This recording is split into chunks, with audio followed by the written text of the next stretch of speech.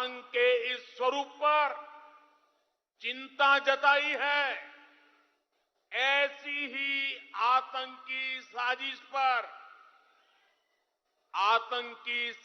पर बनी film Kerala story, ये केरला स्टोरी की इन दिनों काफी चर्चा है। आजकल एक मूवी आई है, एक फिल्म आई है, द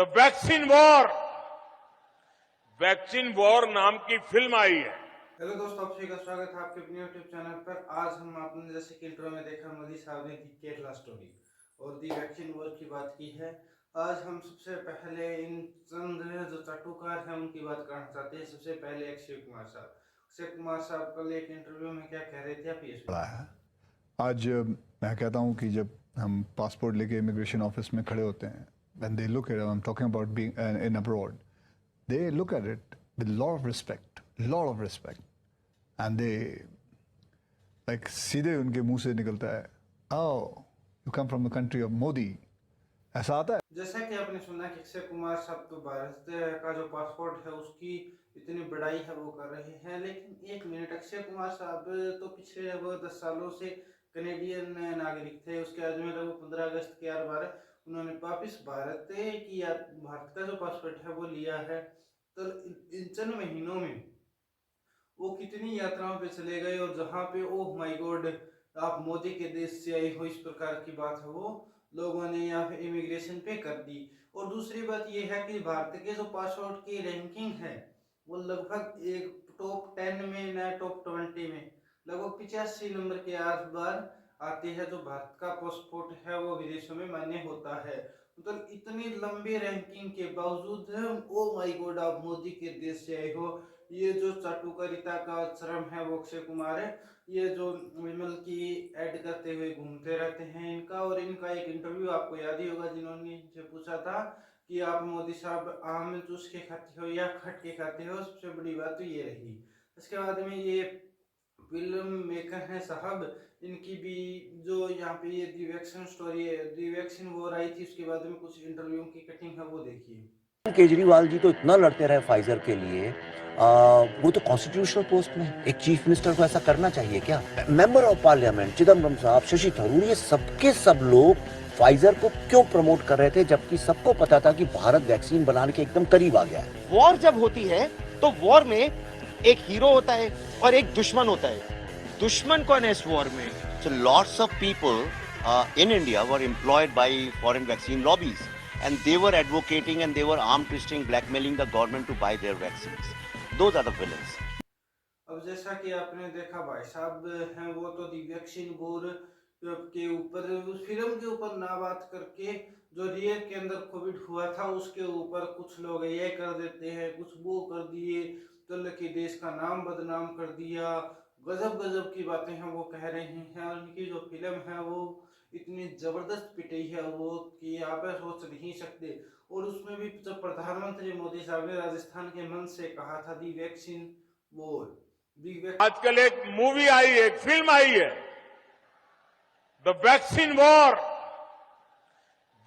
वॉर नाम की फिल्म आई है। वैक्सीन वॉर एक फिल्म आई है, लेकिन ये फिल्म है वो काफी खूब पिटी है। शायद इसी कारण पिटी है कि शायद एक डायरेक्टर या फिल्म मेकर को ये देखना चाहिए था कि कोरोना में जनता को क्या क्या तकलीफें हुई है। मोदी साहब ने तो जो 2 वैक्सीन सरकारी खर्चे के ऊपर लगाई उसमें भी दोनों साइड अपनी फोटो में है वो दिखाई थी, लेकिन उसका कोई जिक्र है वो नहीं किया गया है दी वैक्सीन स्टोरी में। या फिर जो रियलिटी के परे एक तरीके से चीजें हैं वो दिखाई गई है, जिसके कारण शायद ये फिल्म है वो पिटी है। क्योंकि दी वैक्सीन स्टोरी के अंदर वो कोविड के अंदर लाखों करोड़ों लोग जो बेघर हो गए थे, एकदम लॉकडाउन लगने के बाद लोग पाँव अपने पैदल है वो गांव चले गए थे। दिल्ली से लेकर यूपी तक की बिहार तक, हरियाणा से लेकर दिल्ली यूपी बिहार तक है वो लाइनें थी उस टाइम। वो कुछ अलग ही बातें हैं वो कह रही थी। और उसके बाद में एक मुस्लिम एंगल भी उसके अंदर निकाला गया था।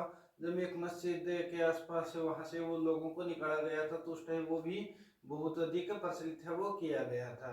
उसके बाद में ये गुल्लू साहब हैं, ये इंटरव्यू लेते हैं तो कुछ ना कुछ तो कर ही देते हैं। सबसे पहले देखिए इन्होंने क्या क्वेश्चन, आपने दी केरला स्टोरी देखी, कश्मीर फाइल, मतलब वो सिर्फ एजेंडे वाली मूवी है उनका ही नाम है लेते हैं, लेकिन जिनसे इनका पाला पड़ा था शायद वो भी जबरदस्ती उन्होंने दी कश्मीर फाइल को उठाया और उसके बाद उन्होंने क्या कहा, डिस्ट्रीब्यूटर का शेयर होगा जी, उनका शेयर होगा तो उनका शेयर नहीं है।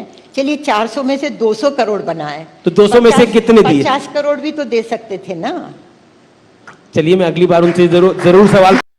जैसा कि आपने सुना कि वो ये भी पूछ रहे हैं कि डायरेक्टर साहब ने अगर 400 करोड़ लगाए तो उसमें से क्या 200 करोड़ कश्मीरी पंडितों को जो बेघर हो गए थे उनको दिए थे। तो गुल्लू उन्हीं की साइड लेते हुए कहता है कि हमने तो उनका इंटरव्यू किया था, उस टाइम वो कहते हैं कि सारे पैसे की हम ही देंगे सारे पैसे।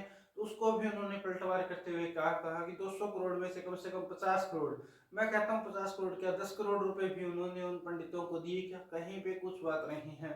चलिए सरकार है ये जबरदस्त तरीके से है और इनके जो चाटुकार है वो भी जबरदस्त सिर्फ अपनी कमाई में लगे हुए हैं। वो सरकार की चाटुकारिता है वो करते हुए हमें दिखाई दे रहे हैं, इसके अलावा और कुछ है वो होता हुआ दिखाई नहीं दे रहा है। और प्रधानमंत्री बतौर प्रधानमंत्री भारत के रैलियों के अंदर कर्नाटका के अंदर दी केरला स्टोरी की और राजस्थान के अंदर दी वैक्सीन वो जैसी एक दी केरला स्टोरी तो एक ऐसी फिल्म में थी जो कोर्ट के अंदर चैलेंज हुई थी, उसके अंदर उसकी सच्चाई भी सामने आई थी। जो फिगर वहाँ पे लड़कियों का दिया गया था, जो एक्टिव फिगर था उसके अंदर दिन रात का फर्क था। धन्यवाद दोस्तों, इसी प्रकार की वीडियो देखने के लिए हमारे चैनल को लाइक करें, सब्सक्राइब करें। धन्यवाद।